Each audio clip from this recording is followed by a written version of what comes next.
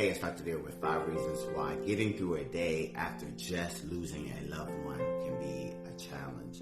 You know, every time I go online, I see that someone has just passed, and it just reminded me of how hard that day was when you first received that information. And that leads me to number one. It's almost like you're frozen in time when you first heard that this person had passed, and you're just kind of like in shock. And that leads me to number two, is that you're in autopilot, meaning that you're just trying to go through each hour, but you're not connected with anything that you're doing. And that leads me to number three, is that the world seems so dark.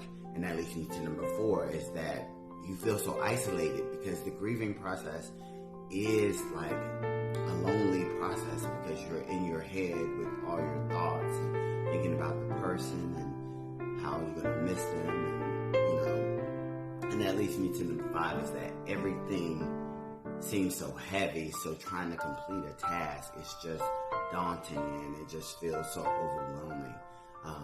Praying for those who just lost a loved one, who just received this information, even people who been, their deceased loved ones have been gone for years. Each day can still feel so heavy, especially if you're still in the grieving process, which is continuous.